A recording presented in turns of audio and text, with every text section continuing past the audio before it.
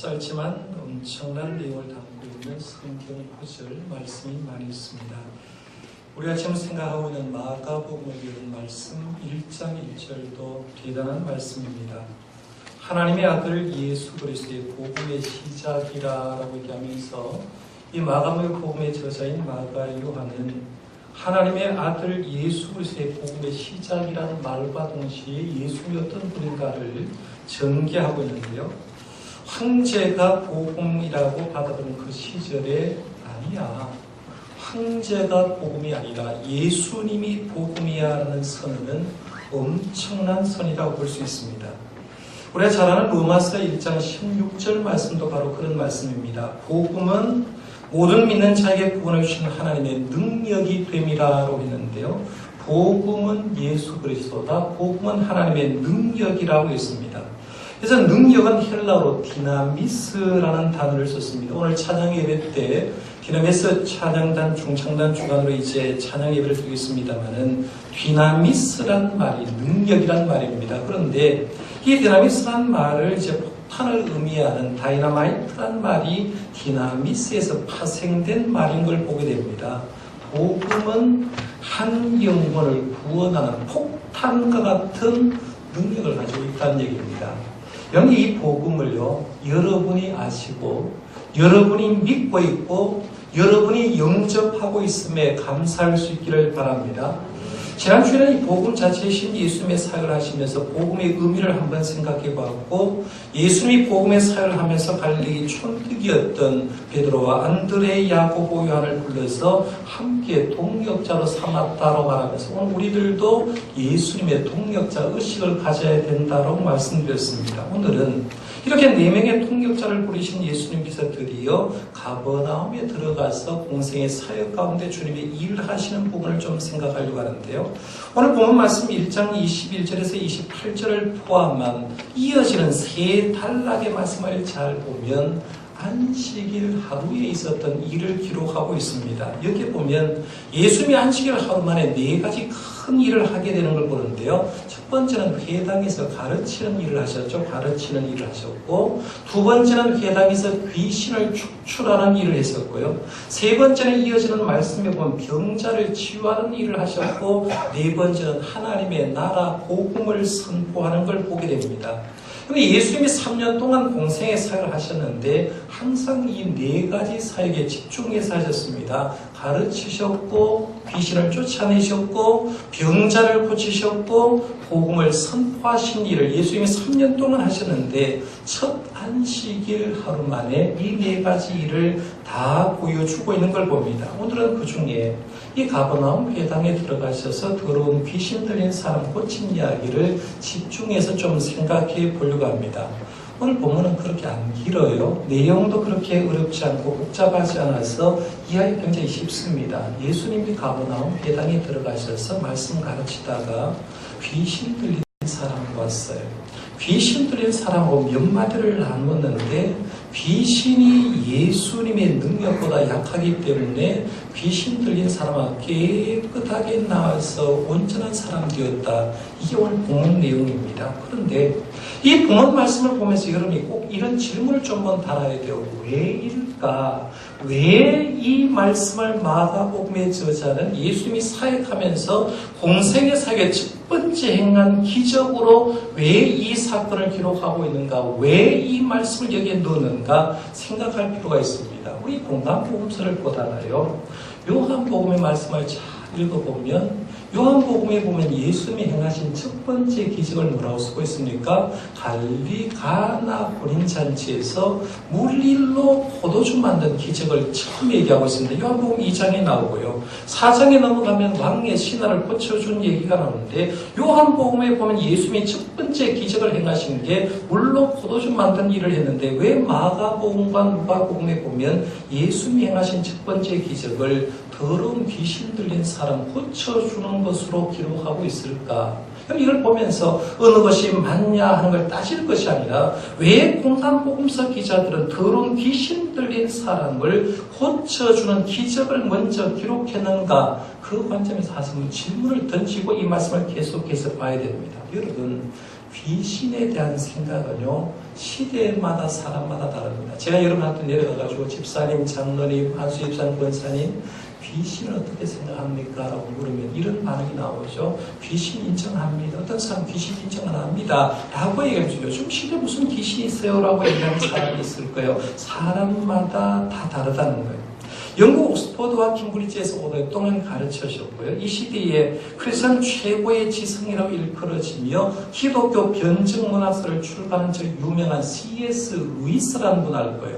이 C.S. 루이스라는 분은 자신의 저서인 악마의 편지라는 책에서 이런 말을 했어요. 인류가 귀신의 작전에서 넘어간 두 가지 오류를 범했다라고 했어요. 첫 번째 오류는 귀신, 마귀가 존재하지 않는다고 믿고 영적인 세계를 무관심하면서 사는 행위, 이게 귀신의 첫 번째에 대한 오류다 했어요.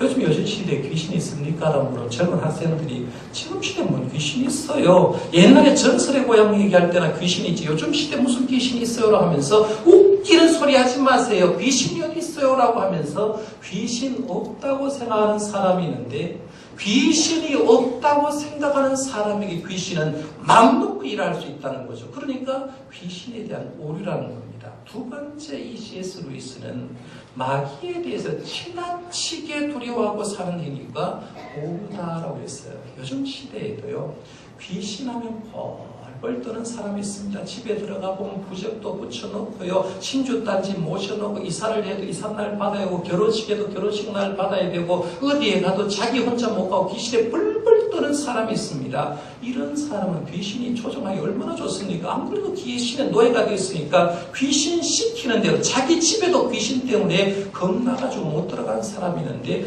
이런 오류를 범하고 있다는 거예요. 그러면 성경은 귀신에 대해서 어떻게 말하고 있을까 한번 생각해 봐야 됩니다. 성경은 이 땅에서 벌어지고 있는 온갖 악한 일들의 배후에 항상 악한 영이 존재한다라고 얘기했습니다. 그렇다면 이 지상에서 있는 온갖 더러운 일들, 보기에 흉한 것들 많잖아요. 여러분 살아가보면서요, 세상에 일어난 일들 보면서 저게 어떻게 사람 하는 일이라고 생각하고 진짜 생각하다 보면 자기도 모르는 사이에 구토가 일어날 정도로 더러운 일들을 많이 할 때가 있습니다. 그때 그 배후에는 더러운 영이 그 사람을 조정하고 있는 걸 봅니다. 오늘 본문에도 귀신 들린 사람을 소개하는 말 한 곳에 23절에 보면 이렇게 합니다. 마치 그들의 회당에, 그 다음 말 뭐예요? 더러운 귀신 들린 사람. 귀신을 얘기하면서 그냥 얘기하지 않고 마치 그들의 회당에 더러운 귀신 들린 사람이 있어 소리 질러 이렇게 말하면서 귀신을 더러운 귀신이라고 얘기합니다. 귀신이 더럽다는 게 오물 묻어서 그럴까요? 배설물이 묻었기 때문에 더럽다고 할까요? 그런 것이 아니라는 거죠. 귀신은 영이기 때문에 뭘 묻어서 더럽다는 말이 아닌다는 거예요. 귀신은 영이기 때문에 더러운 영이라는 말은 뭐냐면 귀신이 하는 일, 사람을 위해서 조정해서 하는 일이 전부 다 더러운 일을 하고 있기 때문에 귀신을 더러운 영이라고 얘기한다는 얘기입니다. 귀신이 사람의 몸과 마음을 지배하여서 일어나는 것들 보세요. 음란한 것들, 더러는 거죠. 도둑질하게 하는 것, 살인하게 하는 것, 간음하게 하는 것, 탐욕을 하게 하고 악의에 빠지고 시기와 다툼과 거짓과 질병들이 일어나게 하는데 그 뒤에서 조정하는 게 이 사탄막이 귀신이라는 거예요. 그래서 이 귀신이 하는 일들이 전부 다 더러운 일을 하기 때문에 귀신을 더러운 영이라는 거죠. 그래서 이 더러운 영을 가리켜서 총체적으로 귀신이다라고 얘기하고 귀신의 두목을 가리켜서 마귀라고 얘기합니다. 마귀는 단수고 귀신은 복수로 이렇게 많이 사용되는데요. 예수님 사역할 당시 한번 생각해 봐요. 그때는 귀신이 판을 치고 있어서 일반 사람들은요, 조그마한 질병 하나 걸려도 귀신 들렸다라고 했어요. 눈이 멀어도 귀신 들려서 그렇다. 전부 다 생각하는 게 귀신이 들려 그렇다라고 얘기하면서 사람들이 전부 다 귀신에게 쩔쩔매는 그런 시대였습니다. 그런 시대에 귀신이 활보하고 있는 시대였기 때문에 주님이 사역하면서 첫 번째 기적을 행한 게 뭐냐면 더러운 귀신에 빠진 사람을 온전하게 해주는 그 사건을 보게 됩니다. 더러운 귀신과 싸움에서 우리가 승리하기 위해서는요, 귀신도 무서워하는 것이 무엇인가를 알 필요가 있습니다. 사람은 뭘 무서워해요? 귀신 무서워합니다. 옛날에 여러분 시골 동네 화장실이 저 멀리 있었는데 밤에 화장실 못 가는 이유가 뭐냐면 화장실에 가면 통신 귀신이 있다고 해서 겁이 나가 못 갔던 적이 있어요. 사람은 귀신을 굉장히 두려워하는데 귀신도 두려워하는 게 있는 줄 여러분 아십니까? 귀신도 두려워하는 게 있어요. 미국 LA 사는 교포 한 분의 얘기입니다. 제가 글을 보고서 읽었는데요. 미국 LA 사는 우리 한국 교민이 제일 무서워하는 사람이 있다고 합니다. LA 로스앤젤레스에 사는 우리 한국 교민이 제일 무서워하는 사람이 누구냐 하면 미국 사람들이 이런 날들이 총기 자유이기 때문에 총을 가지고 다니는데요. LA에 흑인 폭동이 일어난 다음에 미국에 있는 한국 사람이 제일 두려워하는 건 흑인을 제일 두려워한다고 합니다. 그 사람들 언제 자기를 폭동 일으키고 언제 자기의 물건을 훔쳐갈지 모르니까 이제 흑인을 제일 무서워하는데요.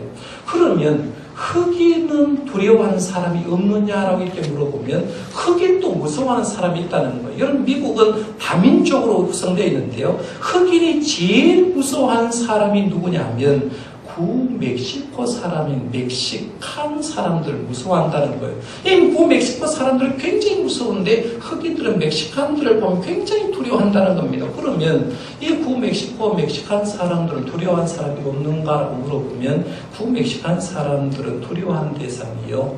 월남 사람들, 베트남 사람 제일 무섭다는 거예요.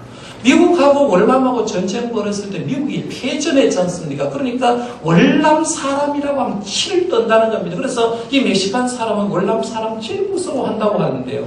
월남에 가가지고 베트남에 가가지고 월남 사람이 제일 무서워하는 사람 누구냐고 물으면 월남 사람들은 한국 사람 제일 무섭다고. 한국의 군인들이 참전해서 얼마나 해코지를 했는지요. 한국 사람만 하면 치가 벌벌 떴다는 거예요. 그런데 재미난 거죠. 이렇게 막 돌아가듯이 쭉 돌아가는데 나라마다 무서운 대상이 있는데요.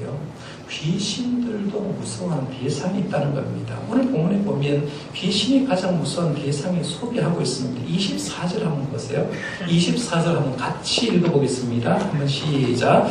나사렛 예수여 우리가 당신과 무슨 상관이 있나이까? 우리를 멸하라고 한다니까? 나는 당신이 누구인지를 아노니 하나님의 거룩한 자니이다. 아멘. 여기 보면 지금 귀신 들린 자가 임하실 때까지 예수님 뭐 했는가 한번 잘 보세요. 예수님이 갈릴리 가버나움 회당에 와가지고 말씀 가르쳤어요. 말씀을 가르쳤는데 당시의 종교 지도자를 갖지 않고 예수님의 가르침이 너무너무 놀라웠다라고 얘기합니다. 21절 2절 말씀 이런 얘기하죠. 무사람이 그의 교훈에 놀람이 했어요. 갈릴리 가버나움에서 말씀을 예수님이 전하는데 오해에 모인 모든 사람이 예수님의 교훈에 놀랐다. 이 놀랐다라는 말의 표현은 어원은 두 가지 의미가 포함되어 있는데 하나는 밖으로라는 의미하고 때린다는 의미에 합성합니다. 놀랍다는 거예요. 쉽게 생각하면 이런 거예요. 형 지금 설교를 듣고 있는데 제가 건두 그릇을 가지고 와가지고 설교를 탁 듣고 있는데 가가지고 머리를 팍 하고 쳤다고 생각해 보세요. 머리가 순간 뻥 하면서 멍한 생각이 들 거라는 거죠. 이거예요. 여기서 놀랐다라는 말은 예수님의 말씀이 그 당시에 너무너무 청중들로 통해서 새로운 말씀을 전하니까 군중들이 그 새로운 말씀에 넋을 잃을 정도로 놀라고 있을 그때였어요. 그렇게 주님의 말씀에 신성한 충격을 받고 놀라고 있는데 회중 가운데 더러운 귀신 들린 사람이 소리를 그 순간 질렀습니다. 24절 말씀. 나사렛 예수여 우리가 당신과 무슨 상관이 있나이까? 우리를 멸하러 왔나이까? 나는 당신이 누구인지를 아노니 하나님의 거룩한 자니이다.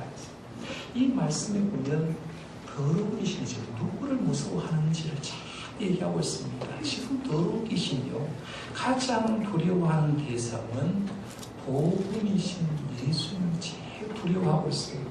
지금 귀신이 회중 가운데 들어와 살다가 예수님께서 말씀을 가르치실 때 그 가르치는 예수님을 보고 자기 스스로가 자수를 하게 되는 거예요. 자기 스스로를 얘기합니다. 그래서 더러운 귀신이 예수님에 대해서 이런 말을 하는데 예수님에서 고백하는 말을 보면 두 가지 사실을 주님은 이런 분야를 분명히 알고 있는 걸 봅니다. 첫 번째는 예수님은 하나님의 거룩한 자라고 고백하고 있죠. 24절 하반절에 보면 나는 당신이 누구인지를 아노니 하나님의 거룩하신 자인이다 했어요. 하나님의 거룩하신 자인이다.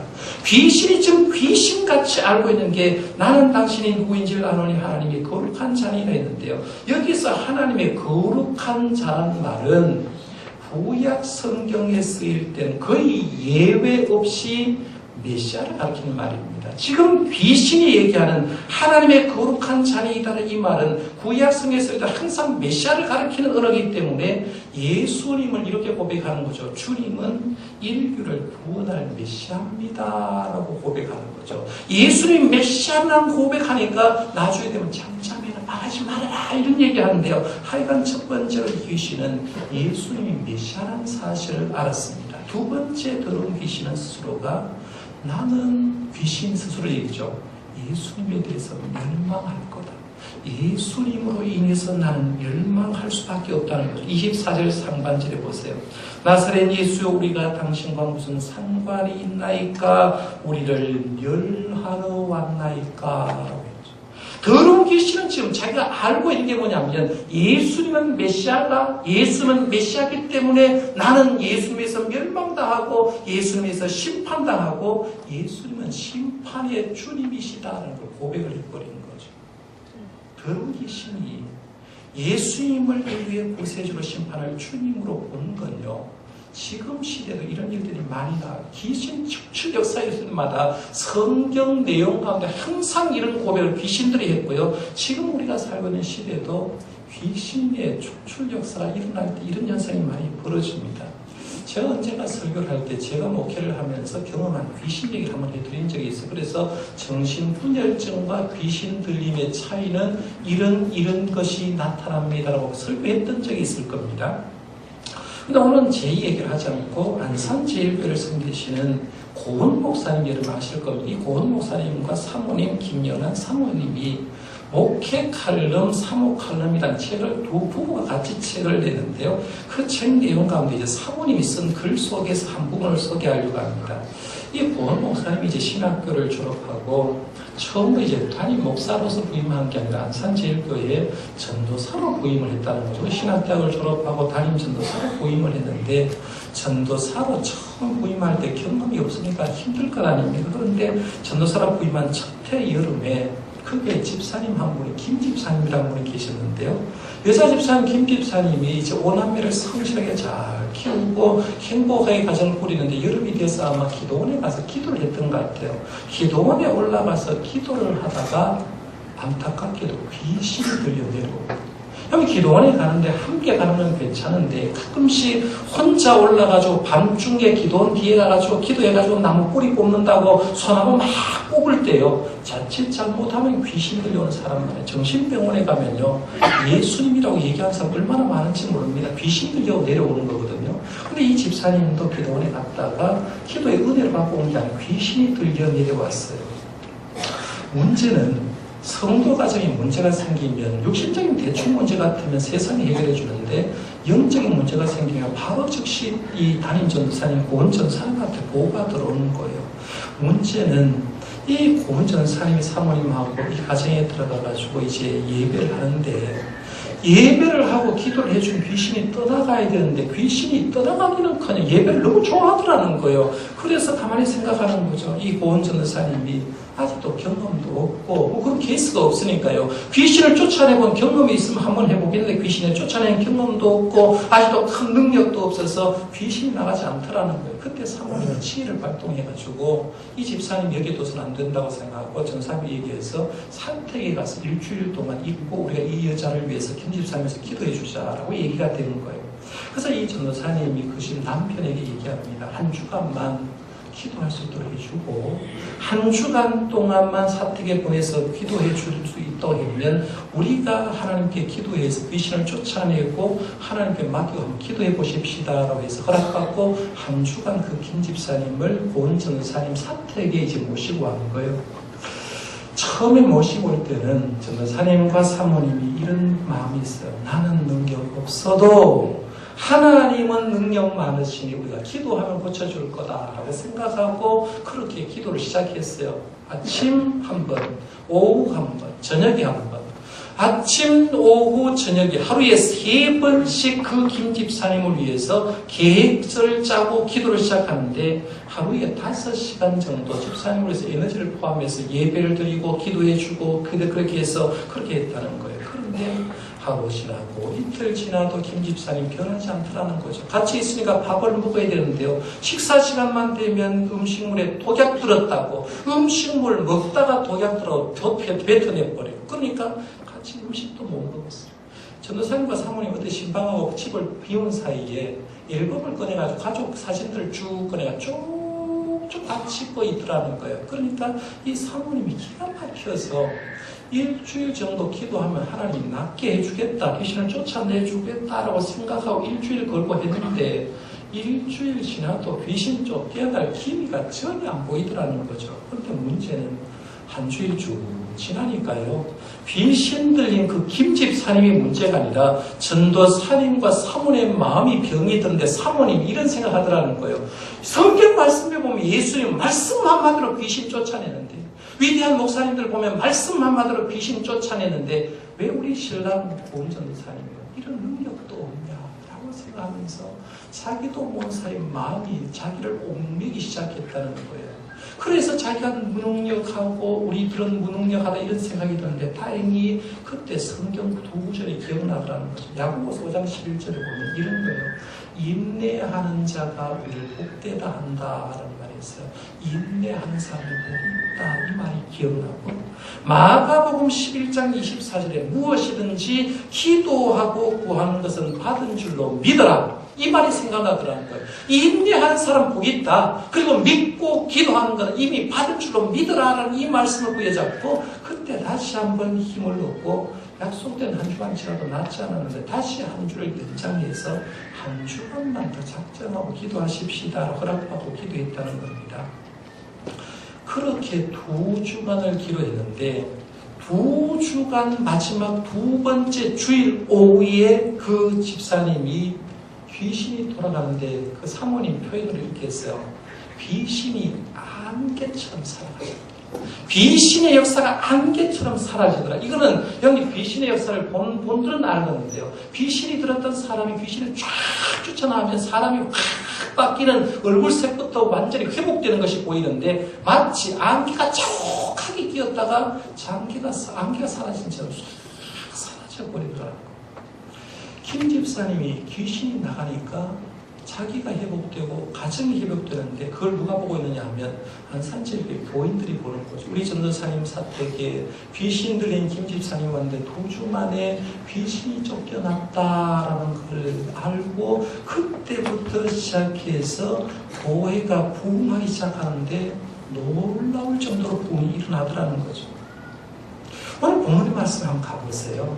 더러운 귀신과 예수님이 가버나움 회당에서 대화를 하는데 결과가 어떠한지 한번 보세요. 주님은 귀신에게 선포를 합니다. 25절에 잠잠하고 그 사람에게 나오라 선포했습니다. 그러자 26절에 보면 더러운 귀신이 그 사람에게 경련을 일으키고 큰 소리를 지르며 나오는지라라고 얘기합니다. 귀신 들렸던 자에게 귀신이 나오니까 온전한 사람 되었어요. 이것을 본 사람들이 예수님이 말을 선언한 대로 나오라고 하니까 나오는 걸 보고서 예수님에 대해서 놀랍게 생각하고 예수의 소문이 갈릴리 사방에 퍼졌다라는 겁니다. 제가 이 본문 말씀 아까 대하면서 그냥 한 사건 일어난 걸 보지 말고요. 예수님이 복음이신 예수님이 행하신 첫 번째 기적을 왜 더러운 귀신 쫓아내는 얘기를 기록하고 있는가 이걸 좀 보자라고 했어요. 여기서 보여주는 게 뭐냐면 예수님이 누군가를 보여줍니다. 예수님은 메시아다. 예수님은 귀신을 심판할 수 있는 분이다라는 걸 보여주는 거예요. 그리고 복음의 능력이 얼마나 큰가를 보여주는 겁니다. 그러면서 주님이 지금 오신 목적은 뭐냐면 마귀의 세력으로 해서 쩔쩔 빼고 있는 사람들에게 그 영혼들을 구원해서 하나님의 백성 삼아주고 구원해주기 위한 거다라는 걸 보여주기 위해서 첫 번째 기적으로 선택한 기자가 이 말씀을 선택하는 거예요. 말씀의 의미를 좀 생각해 보시라요. 그럼 지금 우리가 살고 있는 세상도요, 공중권세 잡은 더러운 영들이 잘 움직이고 있습니다. 잘 보세요. 그러다 보니까요, 세상을 돌아보면 구역질 나는 일들, 더러운 일들 너무나 많이 일어납니다. 자식이 부모 죽였다는 얘기 한 주간이 멀다 않고 일어나고 있죠. 이런 뉴스를 통해서. 구역질 나는 얘기가 아닙니까? 자기를 낳은 엄마 아버지 죽이는 세상. 음주운전으로 사람을 죽이고 뺑소니 친 얘기 쉽게 일어나고 있고요. 성적인 얘기는 더 이상 더러워서 얘기하기 정도로 성적으로 타락한 시대가 되었습니다. 도둑질, 살인, 간음, 탐욕, 악의, 시기, 다툼, 거짓, 질병, 귀신이 조정하고 있는 것들이 얼마나 많은지 모릅니다. 그걸 또 모르고 사람들은 희희낙낙 살아가고 있다는 거죠. 교회는 어떻습니까? 오늘 본문의 사건이 가고 나면 회당 안에서 일어났는데 회당 안에서 일어난 것처럼 지금 교회 안에서도요. 뒤에서 조정하는 것들이 많습니다. 교회가 세상처럼 모이는 숫자가 많으면 대단하다고 생각하고 예산이 많으면 그 교회가 대단하다고 생각하고 교인 수가 많고 예산이 많으면 뭔가 부족함이 없어 보이는 거예요. 성경 어디에도 이런 말씀이 없습니다. 그런데 우리는 거기에 빠져서 희낙낙거리고 살고 있다는 거예요. 세상에 나가서 세상과 영적인 전쟁에서 싸워야 될 성도들이 세상에 나가 찍소리도 못하면서 교회에 와서 싸우는 거예요. 교회에 와서 분쟁이 일어나고 이런 거죠. 그 뒤에 누가 있다고 생각합니까, 여러분? 그 뒤에 더러움이 조정하고 있다고 생각합니다. 이때 우리가 할 일은요. 우리의 마음 중심에 누가 있는가를 확인해 보셔야 돼요. 지금 우리 마음속에 복음이신 예수님이 계시기를 바랍니다. 여러분이 흔들려고 하는 거예요. 교회를 흔들려고 하는 것 악의 짓이거든요. 그러면 우리가 내 속이 흔들릴 때, 나도 모르게 신앙이 흔들리고 신앙관이 흔들릴 때, 교회가 흔들릴 때 내가 고백해야 될 것은 그때 예수님처럼 선언하는 거죠. 예수 이름으로 명하노니 떠날지어다. 선포할 수 있기를 바랍니다. 그럼 내 속에 깨부러지는 주님의 영으로 되는 거예요. 고은전사님 내외분을 통해서 고침받은 그 김 집사님이 병에서 고침받고 귀신에 해방되어서 어떻게 살았냐 그 이유를 이렇게 쓰고 있습니다. 그 김 집사님은 365일 새벽 기도를 하루도 빠지지 않고 나와서 기도하고 농사를 아마 지었던 것 같은데 농사의 첫 열매는 주님의 것이라고 해마다 사택으로 먼저 가져갔고 때로 고은 목사님이 되고 나서 허물과 잘못이 있을 때도 한 번도 목사님 탓으로 돌리지 않고 주님 대접하듯이 목사님을 대접했다. 그러면서 김영란 사모님이 평생 나는 그 성도를 잊지 못할 성도라고 생각합니다. 이렇게 글을 정리했어요. 여러분, 복음으로 사는 사람이 그리스도인입니다. 그러면 복음의 능력을 막연하게 생각하지 말고요. 이 복음의 능력을 저와 여러분이 함께 체험하셔서 복음의 능력을 우리 속에 모심으로 주님 안에서 진짜 하나님의 사람다운 순종하며 살아가는 온전한 신앙이 되는 저와 여러분들 되시기를 바랍니다. 기도하겠습니다.